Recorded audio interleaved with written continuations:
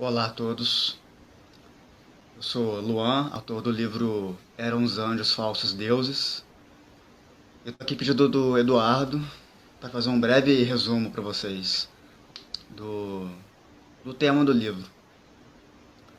E à, à medida que eu for contando o- os assuntos, o tema principal e tal, eu vou contando também como que surgiu o meu interesse nas áreas abordadas e a partir de quando uma coisa migrou para outra. Vocês vão entender o que eu estou falando. Então, o nome do livro Eram os Anjos Falsos Deuses, é uma pergunta. O que isso quer dizer? Então, de cara que tem a ver com anjo, tem a ver com angiologia, será que é isso? Bom, tem a ver com angiologia sim. Só que até eu chegar na angiologia eu passei por muita coisa. Como eu disse, foi uma coisa levando a outra. Então eu vou tentar explicar mais ou menos do que se trata. Exemplo, nas mitologias, nós temos várias criaturas, exemplo, centauro, minotauro, fauno, seres híbridos, né? Exemplo, Pegasus, Esfinge, Lamassu Babilônica, Quimera, enfim, criaturas aladas. Mas também temos outras diferentes, tipo a Medusa. Lá do Egito temos Anubis, Ra, Sete, Horus, Tote, Osíris, com a pele verde, né, que a gente não sabe se é escamoso ou não. Logo, isso tem uma semelhança também, tem um porquê também. Enfim, tem muitos seres, personagens de mitologias que são um padrão que se encaixam à hierarquia angelical. Então o livro inteiro é uma analogia. Exemplos. Só de você ficar só na mitologia, você já identifica semelhanças de povo para povo. Exemplo, Oanes, Dagon e Poseidon. A descrição dos três são a mesma, o que subtende-se que eles são o mesmo, mas são chamados por nomes diferentes. Muita descrição bate com antigos deuses, seja egípcio ou da Suméria ou grego. Existe muita semelhança, muita coisa. Não estou falando só de aparência física, também falar da aparência física, que poucos livros falam. Eu foquei mais na aparência física, mas tem muita coisa assim de qualidades, vamos pôr assim, que você também identifica um com o outro. Mas aí tá, vamos lá. Como que começou tudo isso? Eu sempre tive paixão por arqueologia. Eu nunca estudei oficialmente, eu estudei por conta própria. Eu houve uma época que eu até cogitei estudar. Eu tenho contato com professores e arqueólogos da Bolívia e do Peru. Eu até ia visitar Machu Picchu uma época, eu estava até cogitando conhecer a escola, ver como que era, mas isso foi antes da pandemia. Entrou a pandemia e acabou que eu não consegui fazer nada, fiquei desempregado, mas continuei mantendo contato. Aí o pessoal que estuda lá, eles passaram a fazer videoaula, criaram um grupo de Facebook para estudar.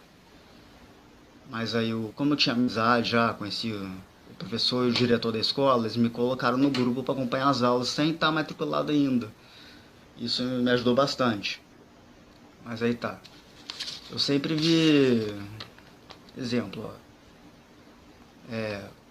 Tem o Ron White, Mitchell Hedges, Harold, Flames Howard Carter, o Coronel Fawcett. Sempre eu vi documentários, sempre gostei de documentários falando sobre eles. Nem todos eles são arqueólogos, a maioria são exploradores, mas enfim, todos eles fizeram grandes descobertas.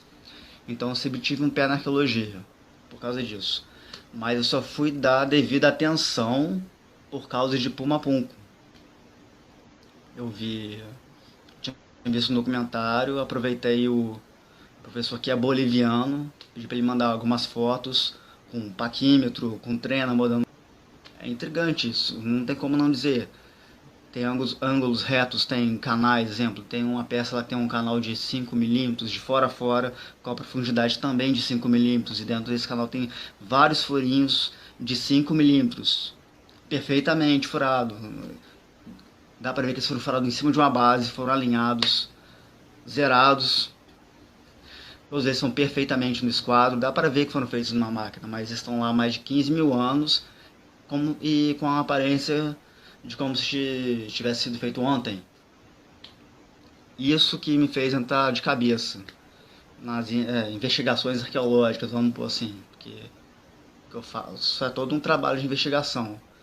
E sempre que eu converso com alguém, seja do Brasil ou de fora, eu tenho que confirmar essa informação verídica, tenho que pesquisar, enfim, é toda uma investigação que tem que levantar para poder pôr no livro.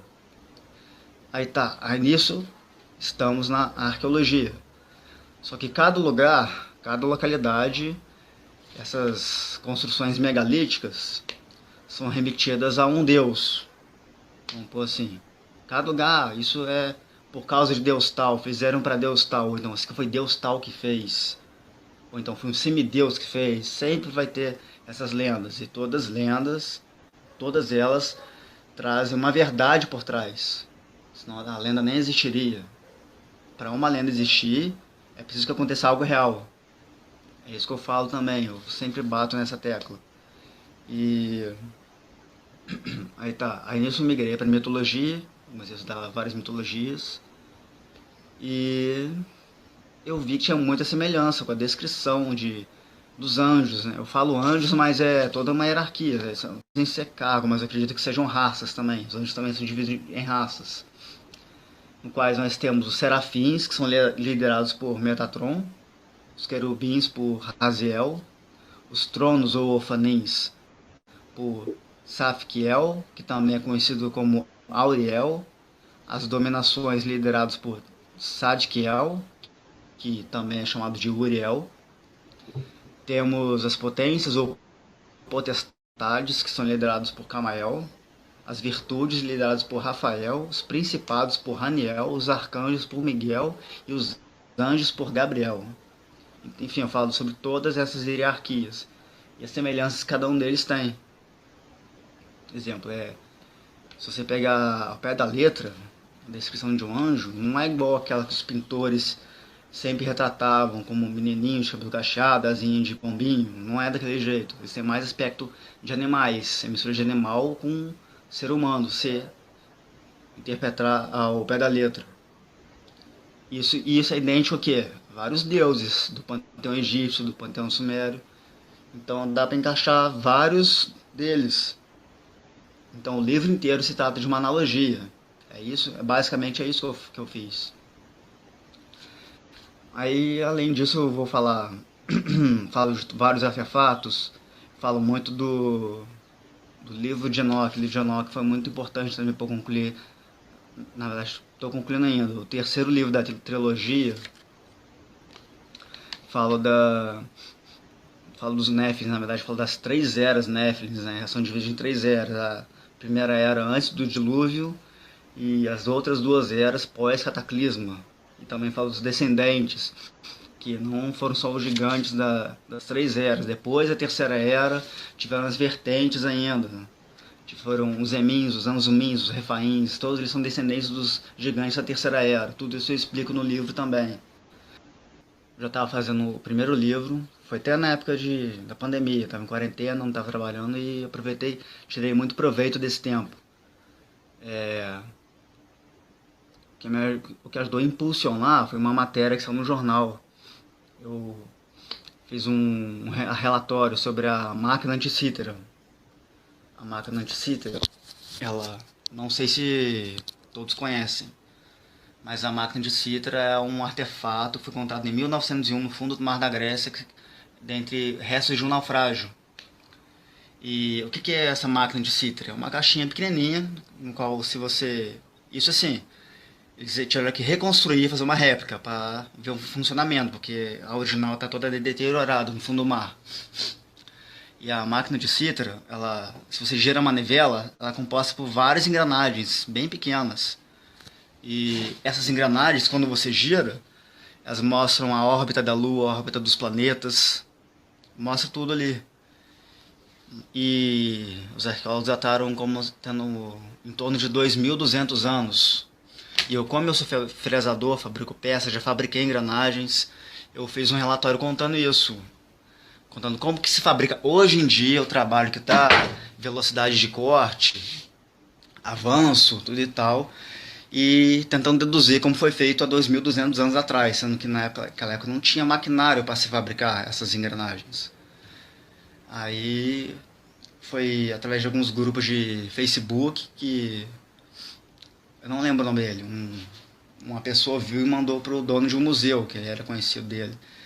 E o dono do museu gostou da, do relatório, da descrição, explicação técnica, do ponto de vista mecânico, que até então ninguém tinha feito isso. Ele pediu uma matéria de jornal, alguma coisa que pudesse mandar para ele deixar exposto no museu, ao lado do artefato, porque ele também, além dele ter um museu no Brasil, e vai abrir um outro, em homenagem aos mergulhadores que encontraram a máquina de Cítara. Aí essa matéria ajudou a impulsionar o livro, aí por aí vai. Aí escrevi sobre os dodecaídos também, contando que teve uma tecnologia para se fazer aquilo, mesmo sendo muito antigo. Também falei sobre o manuscrito de Rind também. Muita gente até não entendeu muito, que eu falei que aqueles determinados cálculos matemáticos eram usados muito tempo do que se imaginava. E muita gente não entendeu pelo fato dos pergaminhos terem em torno de 4, 5 mil anos. Eu falei que tinha bem mais tempo. Só que tem um porém, se as próprias construções, se é mais de 15 mil, 20 mil, sei lá das contas, vão estar bem por alto, 30 mil anos. Se construíram tudo aquilo, teve que ter um cálculo. Por isso que eu falo que aqueles cálculos já eram usados. E não tempo pelo tempo de vida assim, né, que dataram os pergaminhos em si, mas sim os cálculos que usaram. Eu não estou falando que determinei o valor X que tem as construções por causa dos poucos 5 mil anos do pergaminho. Eles não, eles estão apenas contando, talvez até uma compilação de outros pergaminhos mais antigos. Mas as próprias construções em si mostram que já usavam aqueles cálculos naquela época, porque senão não teriam conseguido construir. A gente aprende nas aulas de história que aqueles povos amarravam com talas para alongar os crânios. Só que tem aqueles crânios feitos por esse procedimento e tem outros que são naturais. Isso por causa da formação, aquelas divisões das placas cranianas.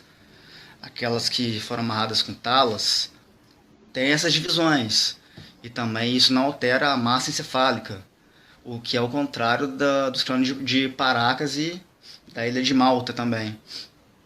Os crânios não têm essas divisões. Você vê que é a formação natural. E, ao contrário dos outros, a massa encefálica era maior, porque a cavidade por dentro, através de um raio-x, você vê que é maior. Então existe uma diferença entre os crânios artificiais e aqueles naturais, que é o caso de Paracas e da ilha de Malta. Que também eu faço uma possível ligação com as hierarquias, não diretamente, mas como se fosse alguns híbridos, então possíveis descendentes pós a terceira era também, que eu falo. Porque o que eu falo dele já se enquadra também nas hierarquias angelicais. Eu costumo dizer que extraterrestres são um termo novo para algo que já existia há muito tempo. Muitas coisas mudam de nome com o passar dos anos.